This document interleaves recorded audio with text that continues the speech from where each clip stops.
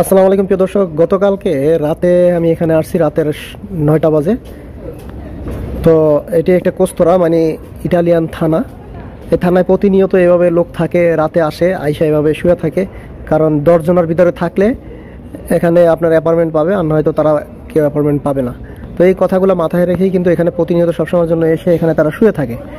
দেখতে পাচ্ছেন যে অসংখ্য মানুষ কিন্তু এখানে আছে, আরও আসতেছে।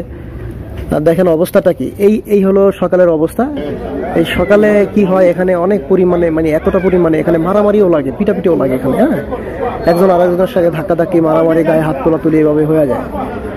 তো দেখতে পাচ্ছেন যে অসংখ্য মানুষ কিন্তু এখানে বর্তমানে যে পুলিশের সাথে কিভাবে করতেছে, আর পুলিশ কিন্তু এখানে টেনে মানে টহল দিতেও পারতেছে না। এটা মানে খুবই অসম্ভব। এখানে একজন দুইজন লোক হয় না, এখানে অনেক লোক হয়। যে আপনি যদি বলি তাহলে 500, 600, 700 লোক এরকম হয়। তো এই মানুষ আসলে দেখে আপনাদের বোঝার বাকি হয় না, থাকে না যে আসলে কতটা পরিমাণে লোক হইতে পারে এখানে।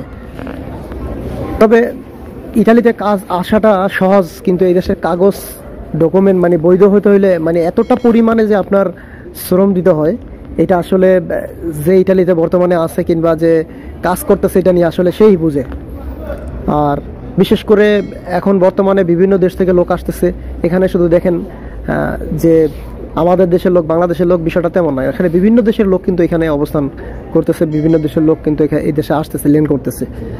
তো কাজের সংকট যেরকম আছে বর্তমানে, যেরকম ফুটবল শটায় যে এখান থেকে ওইখানে, ওইখান থেকে ওইখানে, ওইখান থেকে ওইখানে এইভাবে, কিন্তু ঠিক পাশাপাশি আবার এই কাগজের জন্য দৌড়াদৌড়ি করতে হয়।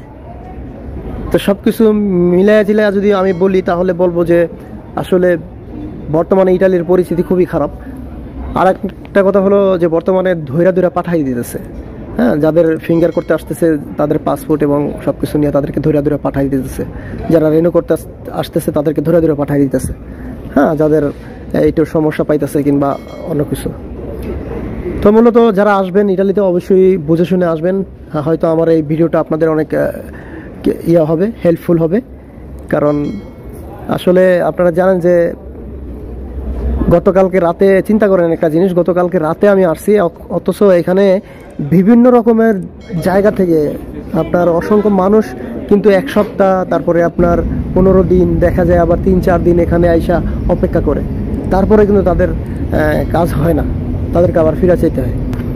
তো যদি এইভাবে কাগজের ভিতরে দৌড়ায় তো কাজ কখন করবে আর কখন বা কী করবে? তো এই হলো অবস্থা প্রিয় দর্শক ইটালির। আর ইটালি সম্পর্কে আরও অনেক কিছু জানবেন। যদি চ্যানেলটিতে নতুন হয়ে থাকেন তাহলে অবশ্যই চ্যানেলটি সাবস্ক্রাইব করে পাশে থাকবেন। আজকের মতো এই পর্যন্ত, ভালো থাকবেন, সুস্থ থাকবেন, আল্লাহ হাফেজ।